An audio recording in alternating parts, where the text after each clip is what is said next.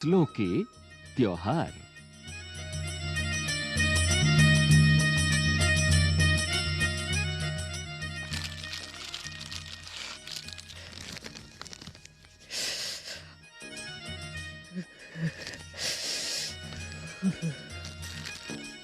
सारा दिन बोरसी के आगे बैठकर हाथ तापते हुए गुजर जाता है। कहाँ तो खिचड़ी के समय धूप में गर्माहट की शुरुआत होनी चाहिए, और यहाँ हम सूरज के इंतजार में आस लगाए बैठे हुए हैं। पूरे 10 दिन हो गए, सूरज लापता है। आज सुबह तो रजाई से निकलने की हिम्मत नहीं हो रही थी।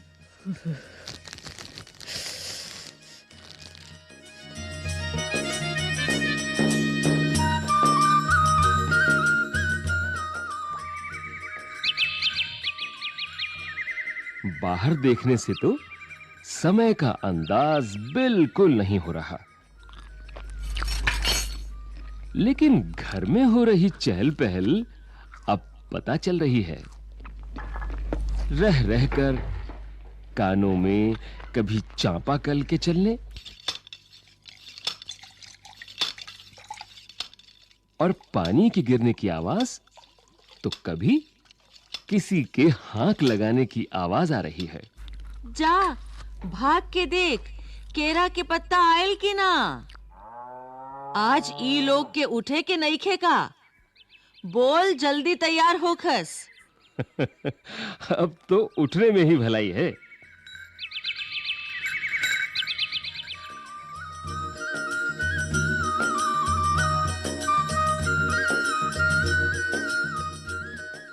नहा धोकर हम सभी एक कमरे में इकट्ठा हुए। दादा और चाचा ने क्या सफेद चकाचक माड़ लगी धोती और कुर्ता पहना हुआ है। खिचड़ी में ऐसन ठाड़ हम पहले कब्बो न देखनी। सारा देह कनकना देता। पापा ने कहा, शायद आज धोती में उन्हें ठंड कुछ ज्यादा लग रही है। सामने मचिया पर खादी की सफेद साड़ी पहने हुए दादी बैठी थीं। आज दादी ने अपने बाल धोए हैं। झक सफेद सेमल की रुई जैसे हल्के फुल्के बाल। गौर से देखने पर भी एक काला बाल नजर नहीं आता। बिल्कुल धुली-धुली सी लग रही हैं दादी। उनके सामने केले के कुछ पत्ते कतार में रखे हैं, जिस पर तिल, मिठा यानी गुड़, चावल आदि के छोटे-छोटे ढेर पड़े हुए हैं। हमें बारी-बारी से उन सभी चीजों को छूने और प्रणाम करने के लिए कहा गया। जब सबने ऐसा कर लिया, तो उन सभी चीजों को एक जगह इकट्ठा करके दान में दे दिया गया। आज तो अप्पी दिदिया बुरी फंसी। उन्हें न तो चूड़ा दही ही पसंद है और न ही खिचड़ी। पर आज तो फरमाइशी नाश्ता नहीं चलेगा। उन्हें दोनों ही चीजें खानी पड़ेंगी। आज खिचड़ी जो है, खिचड़ी खाने के बाद सभी ने गया से आए तिल, गुड़ और चीनी के तिलकुट को बड़े चाव से खाया।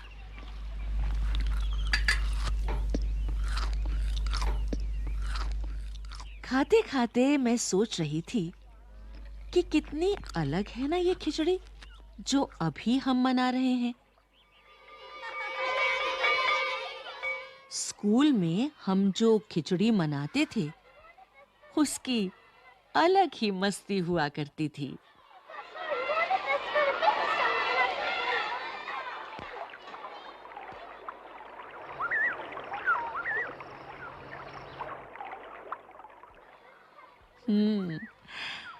छुट्टी का दिन, नाव में बैठकर गंगा नदी की सैर, और फिर टापू पर बालू में दौड़ते हुए पतंग उड़ाना या उड़ाने की कोशिश करना।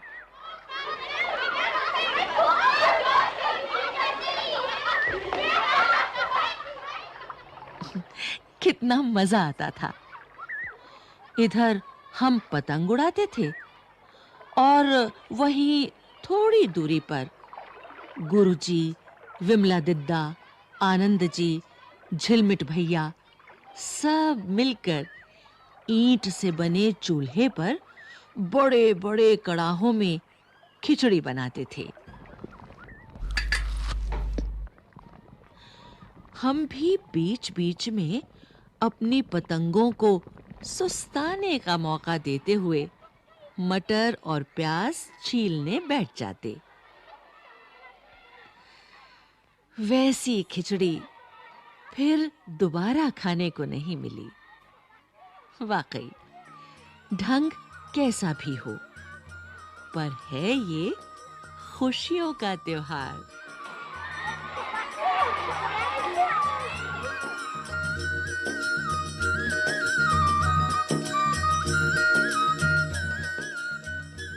जनवरी माह के मध्य में भारत के लगभग सभी प्रांतों में फसलों से जुड़ा कोई ना कोई त्योहार मनाया जाता है।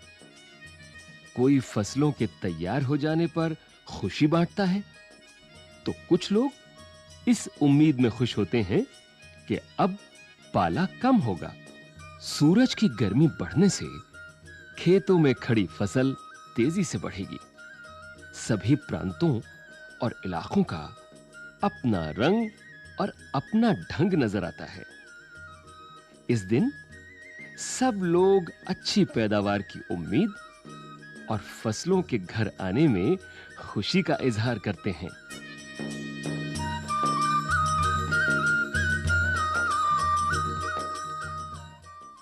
उत्तर प्रदेश, बिहार, मध्य प्रदेश में मकर संक्रांति या तिल संक्रांत, असम में बिहू, केरल में ओणम, तमिलनाडु में पोंगल, पंजाब में लोहड़ी, झारखंड में सरहुल, गुजरात में पतंग का पर्व सभी खेती और फसलों से जुड़े त्योहार हैं। इन्हें जनवरी से मध्य अप्रैल तक अलग-अलग समय मनाया जाता है।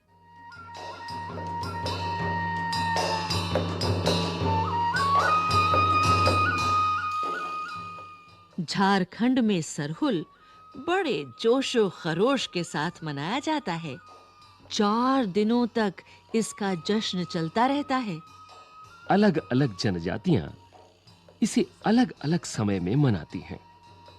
संथाल लोग फरवरी मार्च में, तो ओरांव लोग इसे मार्च अप्रैल में मनाते हैं।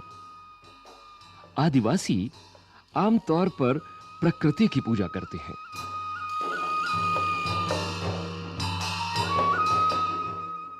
सरहुल के दिन विशेष रूप से साल के पेड़ की पूजा की जाती है।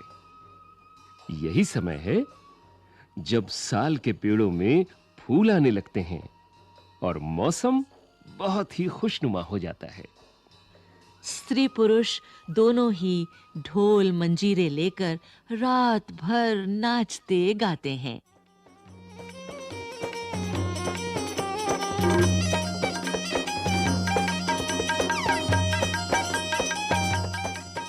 चारों ओर फैली हुई छोटी-छोटी घाटियां, लंबे-लंबे साल के वृक्षों का जंगल और वहीं आस-पास बसे छोटे-छोटे गांव, लिपे पुते, करीने से बुहारे और सजाए गए अपने घरों के सामने लोग एक पंक्ति में कमर में बाहें डालकर नृत्य करते हैं।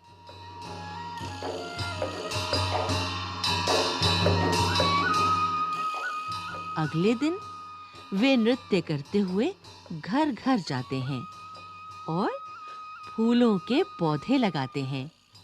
घर-घर से चंदा मांगने की भी प्रथा है, पर चंदे में मालूम है क्या मांगते हैं? मुर्गा, चावल और मिश्री। फिर चलता है खाने पीने और खेलों का दौर। तीसरे दिन जाकर पूजा होती है। जिसके बाद लोग अपने कानों में सरई का फूल पहनते हैं।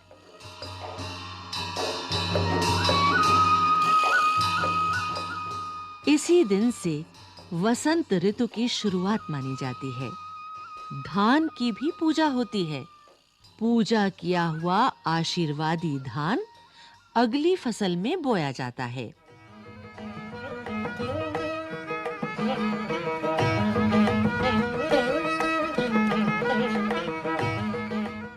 तमिलनाडु में मकर संक्रांति या फसलों से जुड़ा त्योहार पोंगल के रूप में मनाया जाता है।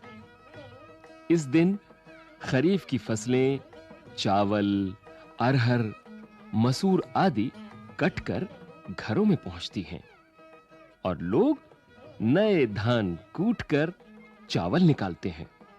हर घर में मिट्टी का नया मटका लाया जाता है, जिसमें नए चावल, दूध और गुड़ डालकर उसे पकाने के लिए धूप में रख देते हैं।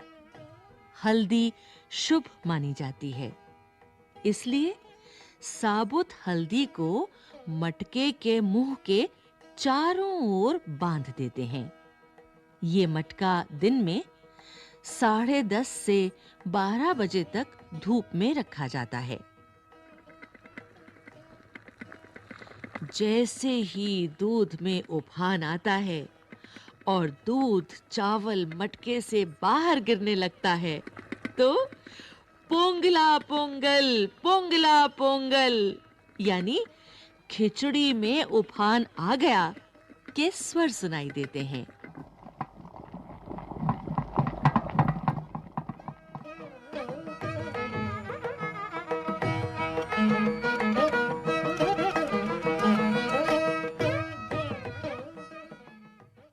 दूसरी ओर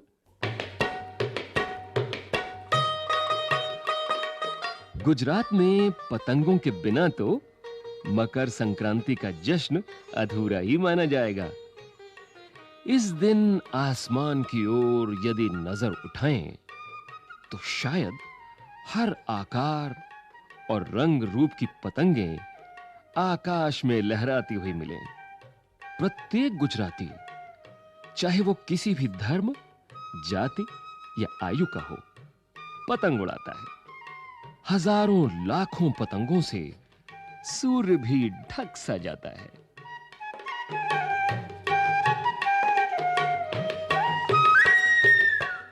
कुमाऊं में मकर संक्रांति को घुघुतिया भी कहते हैं।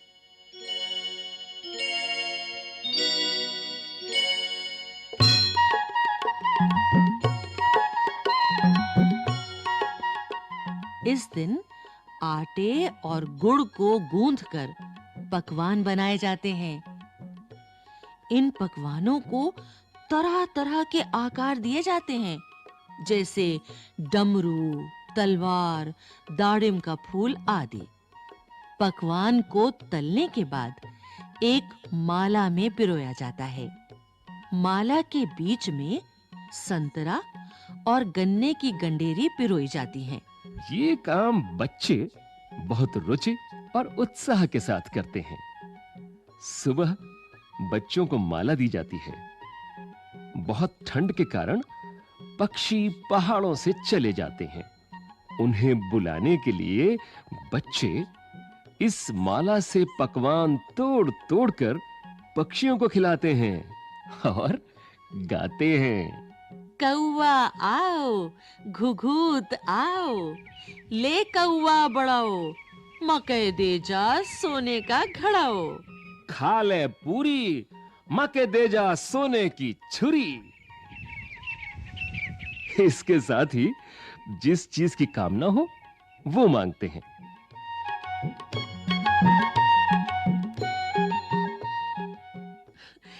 है ना कितने अलग-अलग अंदाज मकर संक्रांति को मनाने के।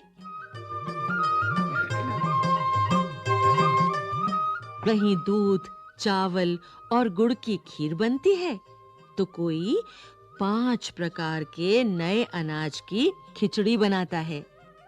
कहीं-कहीं लोगों का सैलाब नदी में स्नान के लिए उमड़ पड़ता है।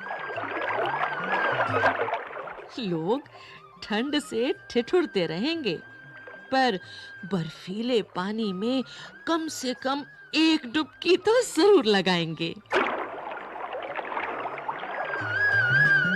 हाल ये होता है कि इन जगहों पर तिल रखने की भी जगह नहीं होती।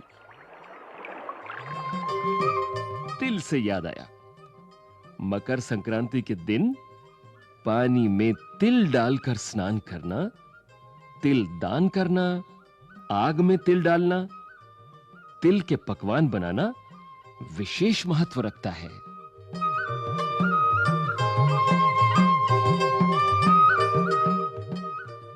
तुम्हारे घर या इलाके में इस त्योहार को कैसे मनाया जाता है? इसे खिचड़ी, पोंगल, मकर संक्रांति या कुछ और कहा जाता है? या तुम फसलों से जुड़े कोई और त्योहार मनाती हो? यदि तुम आपस में बात करो तो तुम्हें ये जानकर हैरानी होगी कि कई बार एक ही इलाके में रहने वाले लोग भी इस त्योहार को अलग-अलग ढंग से मनाते हैं।